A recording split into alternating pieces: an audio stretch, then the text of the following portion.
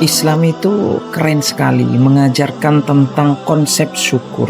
Dan konsep syukur itu tidak sesimpel itu. Itulah kenapa kita dilarang mengeluh. Sangat bahaya sekali, di samping merusak iman kita tapi juga merusak jiwa kita. Setidak-tidaknya ada 6 alasan kenapa keluhanmu itu benar-benar merusak otakmu. Yang pertama, setiap keluhan itu memperkuat syaraf yang keliru, merusak sunnatullah yang ada di otakmu. Pengulangan-pengulangan keluhan itu membentuk otak untuk terbiasa pada pesimis dan rasa tidak percaya dan tidak berdaya. Yang kedua, keluhan-keluhan itu bisa membanjiri tubuh dengan hormon-hormon stres. Kortisol dan adrenalin meningkat, tegang, gelisah, seolah-olah kamu sedang berada dalam bahaya. Poin yang ketiga, bahayanya dari keluhan itu seperti membajak silent network yang ada di bagian otak, yaitu yang menentukan apa yang dianggap penting. Akibatnya, kamu lebih mudah melihat masalah daripada peluang. Akhirnya, karena sering mengeluh, maka yang ada pada diri seseorang itu hanya ada masalah saja. Yang dilihat hanya masalah, tapi peluang-peluang yang ada pada dirinya tertutup oleh masalah-masalah efek dari keluhan-keluhan itu. Yang keempat,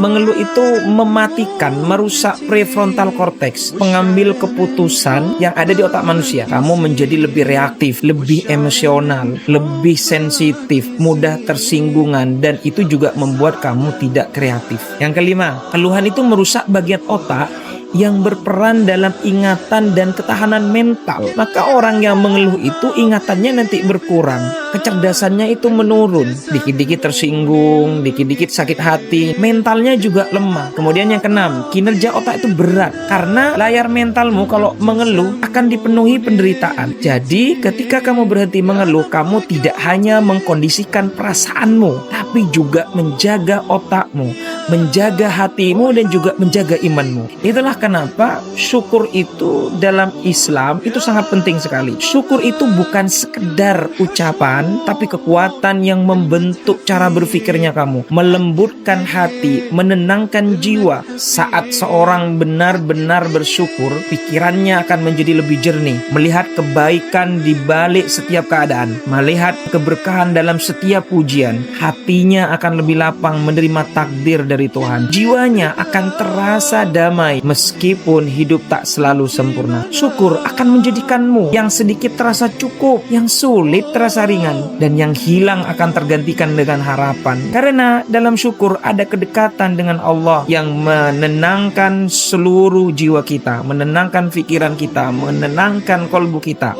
Wa idh ta'adzana rabbukum la in syakartum la azidannakum wa la in kafartum inna adzabi lasyadid. Dan ingatlah ketika Tuhanmu memaklumkan, sesungguhnya jika kamu bersyukur, pasti kami akan menambah nikmat kepadamu. Tetapi jika kamu mengingkari nikmatku, maka sungguh azabku sangat pedih. Orang yang tidak bersyukur itu kenapa Allah ancam dengan azab yang begitu pedih? Karena efek dari orang yang tidak bersyukur itu luar biasa. Bisa menimbulkan konflik dalam keluarga, masyarakat, termasuk merusak hubungan sosial. Jadi hablum minallah, hablum minan nas, dan juga termasuk hablum minal alam itu rusak gara-gara orang yang kurang bersyukur.